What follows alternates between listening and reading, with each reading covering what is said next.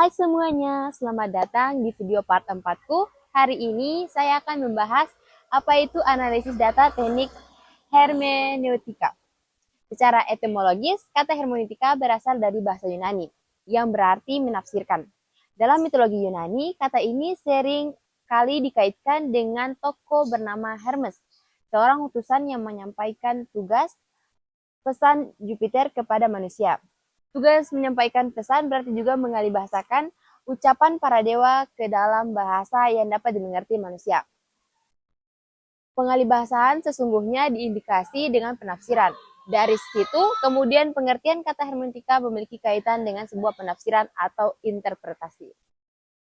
Selanjutnya, apa itu hermeneutika? Secara etimologi, hermeneutika berasal dari bahasa Yunani yang berarti menafsirkan atau menerjemahkan. Sedangkan secara terminologi, hermeneutika adalah metode tentang proses penafsiran, memahami interpretasi, dan pemberian arti. Awalnya, hermeneutika memiliki beberapa terminologi lain seperti penafsiran teks-teks agama yang sulit dipahami serta menerjemahkan bahasa.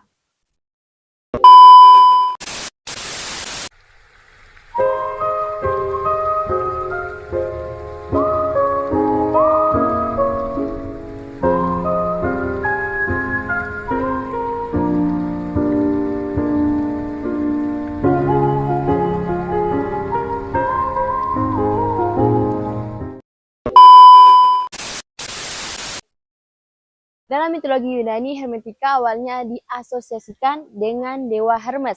Hermes adalah pengantar pesan antara Zeus dengan manusia. Tugas utama Hermes ialah menafsirkan pesan Zeus ke dalam bahasa yang dapat dimengerti oleh manusia. Pada awalnya, hermeneutika muncul bersama dengan narasi aliran humanisme abad ke-16 Masehi. Hermeneutika digunakan untuk memahami teks-teks sulit dari Bible.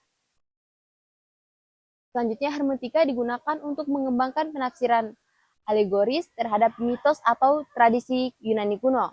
Sejak abad ke-17, hermeneutika sebagai metode penafsiran dan filsafat penafsiran berkembang luas dalam keilmuan dan dapat diadopsi oleh semua kalangan yang ditandai oleh munculnya pemikiran dari Huckberry, Badmer, Emilio Betti, Hermebas, dan lain-lain. Para ahli hermeneutika telah menyimpulkan 6 definisi yang melingkupi berbagai ilmu interpretasi, yaitu yang pertama hermeneutika sebagai teori penafsiran kitab suci, yang kedua hermeneutika sebagai metode teologi, dan yang ketiga hermeneutika sebagai ilmu pemahaman linguistik, yang keempat hermeneutika sebagai dasar atau fondasi metodologi bagi ilmu-ilmu kemanusiaan, yang kelima hermeneutika sebagai pemahaman eksistensial dan fenomenologi eksistensi, dan yang keenam atau yang terakhir hermeneutika sebagai sistem penafsiran. Selanjutnya, hermeneutika dalam Islam mencari metode dan teori yang difokuskan pada pemahaman sebuah teks, baik teks Al-Quran maupun Sunnah Nabi. Hal ini terdapat 3 tren utama yang diterapkan terhadap pembacaan Al-Quran kontemporer.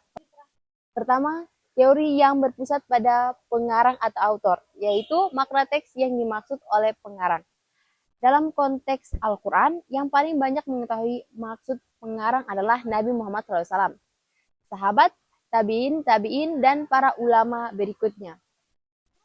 Kedua, teori yang berpusat pada teks, yaitu makna suatu teks ada pada teks itu sendiri, dalam artian bahwa penulis tidak begitu berarti sehingga teks independen, otoritatif, dan objektif.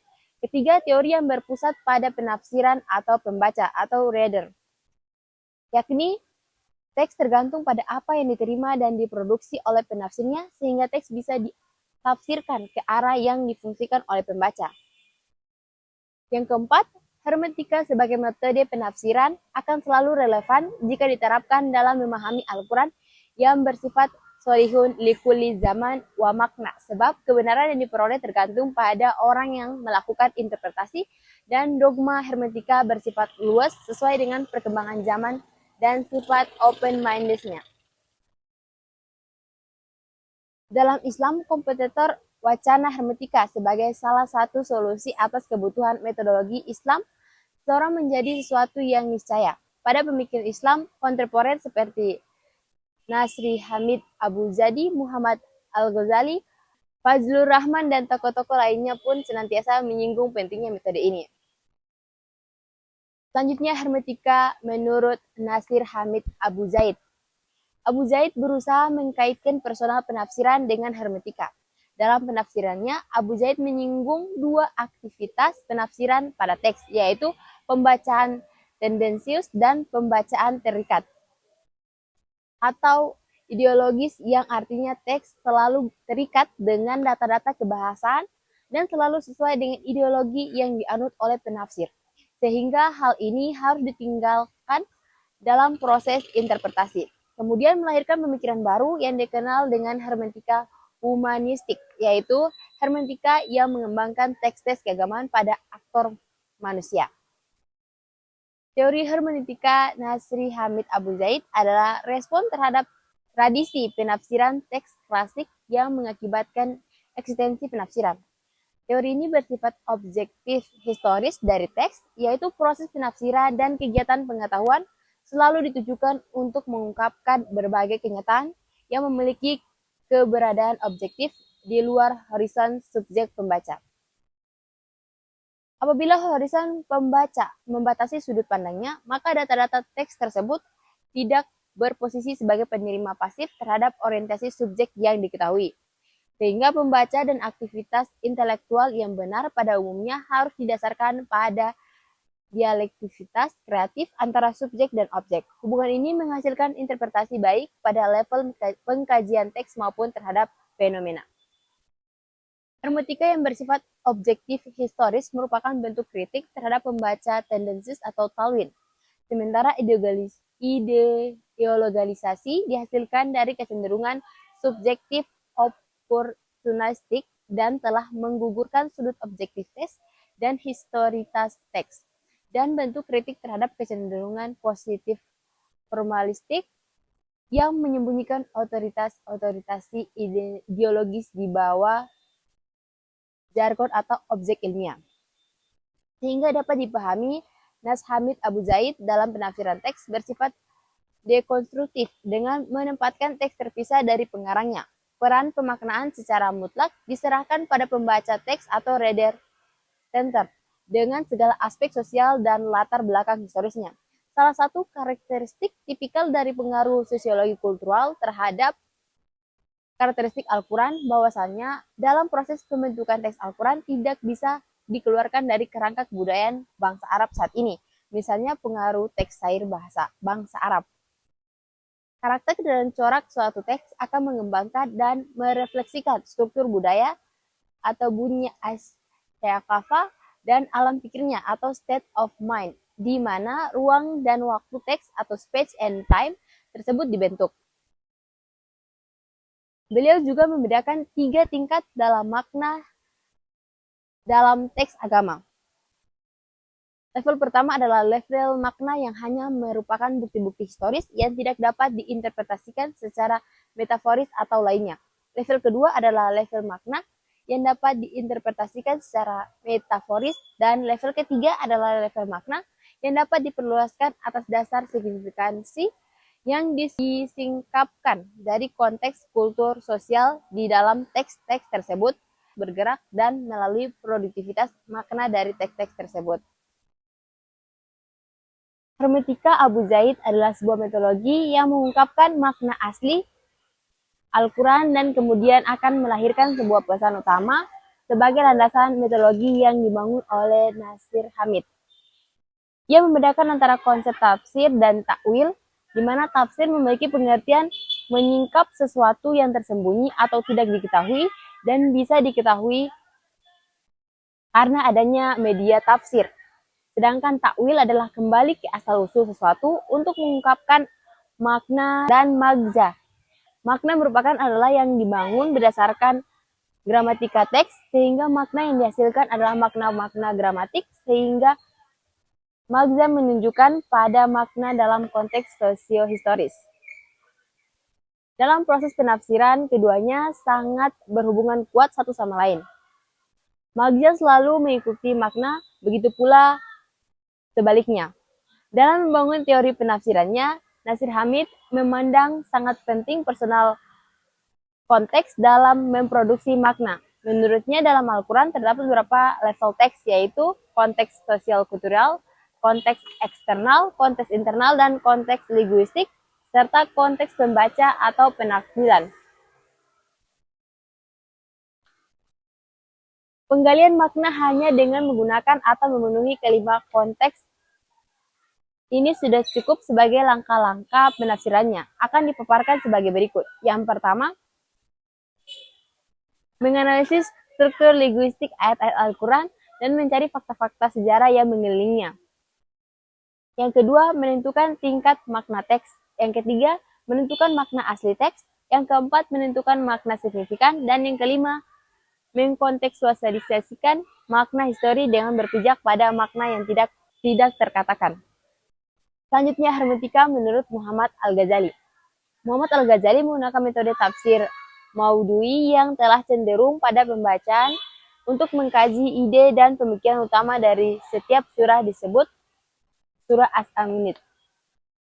Tolak ukur yang digunakan yakni berusaha menampilkan runtutan penafsiran yang logis antara satu ayat yang berhubungan dengan ayat lainnya, dan tema kecil yang dihasilkan dari penafsiran tadi akan berhubungan dengan tema kecil yang dihasilkan dari penafsiran ayat selanjutnya dalam surah tersebut, sehingga akhirnya dari tema kecil tersebut pembaca dapat menyimpulkan grand tema dari seluruh penafsiran ayat dalam suatu surah tersebut.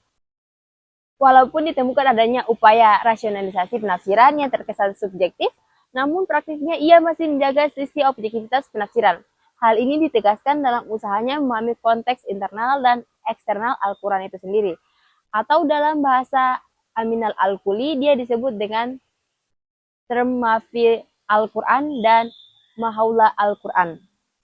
Konteks internal Al-Quran dapat ditemukan dengan memahami dari sisi sastra dan gramatikanya, atau yang disebut dengan sisi dialek bahasa Arab. Sementara konteks eksternal Al-Quran dapat dipahami dengan menelaah riwayat Ashab al-Nuzul dan hadis Nabi serta setting historis bangsa Arab ketika Al-Quran diturunkan. Selanjutnya, pemahaman dua konteks tersebut kembali didialog dengan konteks masa kini sehingga menghasilkan pemahaman teks yang kontekstual di masa sekarang. Dan pemahaman kontekstual tersebut tentu tidak akan keluar dari grand tema Al-Quran yang 5 tersebut. Selanjutnya, prinsip hermeneutika. Berikut adalah prinsip-prinsip utama dalam metode hermeneutika. Yang pertama, konteks. Hermeneutika menekankan pentingnya memahami konteks dalam penafsiran teks atau data. Yang kedua, siklus hermeneutika. Proses interpretasi dalam hermeneutika bersifat siklik. Artinya kita terus-menerus bergerak antara data dan interpretasi dengan memperhalus pemahaman kita. Tahapannya yang pertama, pemahaman awal, di mana dengan membaca teks atau data secara keseluruhan untuk mendapatkan pemahaman awal. Yang kedua, interpretasi, dengan menafsirkan bagian-bagian tertentu dari teks atau data berdasarkan konteks dan pengetahuan yang ada. Yang ketiga, memvalidasi interpretasi dengan membandingkan dengan data lain atau pendapat ahli. Yang keempat, revisi dengan memperbaiki interpretasi berdasarkan hasil verifikasi. Yang kelima, pemahaman yang lebih mendalam. Mencapai pemahaman yang lebih mendalam tentang teks atau data setelah beberapa siklus interpretasi. Yang keenam, prejudis. Hermeneutika mengaku bahwa setiap pembaca memiliki prejudis atau prasangka yang mempengaruhi interpretasi mereka. Prejudis ini bisa berupa pengalaman hidup kita mempengaruhi cara kita menafsirkan teks atau data. Selanjutnya, pengetahuan. Pengetahuan kita tentang topik, budaya, dan sejarah mempengaruhi cara kita menafsirkan teks atau data. Selanjutnya, nilai. Nilai-nilai kita mempengaruhi cara kita menafsirkan teks atau data. Hermeneutika tidak berusaha untuk menghilangkan prejudis, tapi untuk mengkonsolidasikannya dan menjadikannya sebagai sumber pemahaman yang lebih kaya. Selanjutnya, horizon. Hermeneutika menekankan pada pentingnya mempertimbangkan horizon teks, pengarang, dan pembaca. Horizon ini menunjuk pada kerangka acuan, pengetahuan, dan nilai yang dimiliki oleh masing-masing pihak.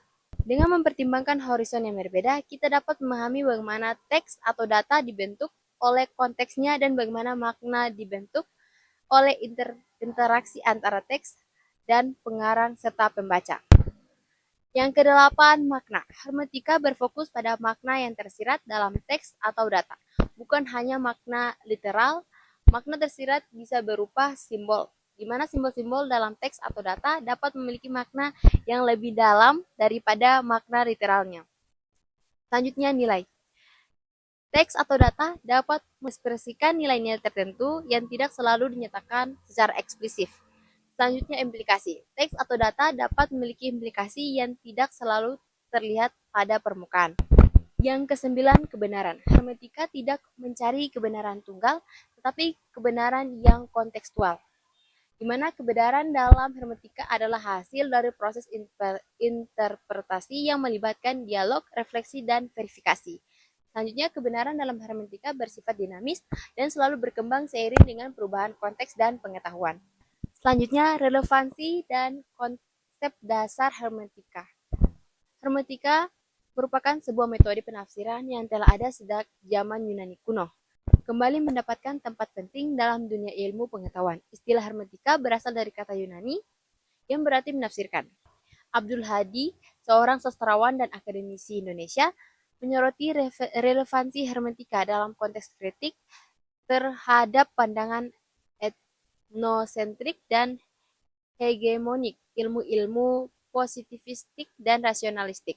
Ia berpendapat bahwa hermeneutika membantu kita memahami teks-teks klasik, termasuk teks-teks Asia, yang seringkali dianggap kurang relevan dengan semangat zaman modern. Hermeneutika membuka pintu bagi kita untuk meneliti teks-teks tersebut dan menentukan makna yang tersirat di dalamnya. Relevansi hermeneutika terletak pada kemampuannya untuk memahami makna teks dalam konteks. Hermeneutika tidak hanya berfokus pada teks itu sendiri, tapi juga pada horizon pengarang, horizon teks, dan horizon pembaca. Dengan mempertimbangkan ketiga horizon tersebut, hermeneutika memungkinkan kita untuk merekonstruksi dan memproduksi makna teks sesuai dengan konteksnya. Hermeneutika sebagai metode penafsiran membantu kita memahami makna yang tersembunyi di balik kata-kata. Metode ini mendorong kita melihat teks-teks dengan perspektif yang lebih luas, mempertimbangkan konteksnya, dan menggali makna yang tersirat di dalamnya. Hermeneutika membuka jalan bagi kita untuk memahami keragaman pemikiran dan budaya, serta menentukan kebenaran yang universal. Proses analisis data dengan metode hermeneutika umumnya meliputi yang pertama, pengumpulan data. Mengumpulkan data yang relevan baik berupa teks, gambar, audio, dan video.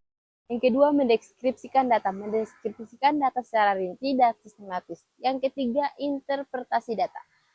Menafsirkan data berdasarkan konteks dan teori yang relevan. Ini melibatkan indikasi pola, tema, dan makna tersirat. Yang keempat, verifikasi interpretasi. Dengan memvalidasi interpretasi melalui triangulasi data dan membandingkan hasil interpretasi dengan data lain atau pendapat ahli. Yang kelima, kesimpulan. Dengan merumuskan kesimpulan berdasarkan hasil interpretasi, menyoroti temuan utama dan implikasinya. Tantangan dalam analisis hermeneutika. Metode ini juga memiliki tantangan. Ada 3 tantangan. Yang pertama, subjektivitas. Interpretasi bisa bersifat subjektif, sehingga penting untuk menyadari bias penelitian dan berusaha untuk meminimalkannya.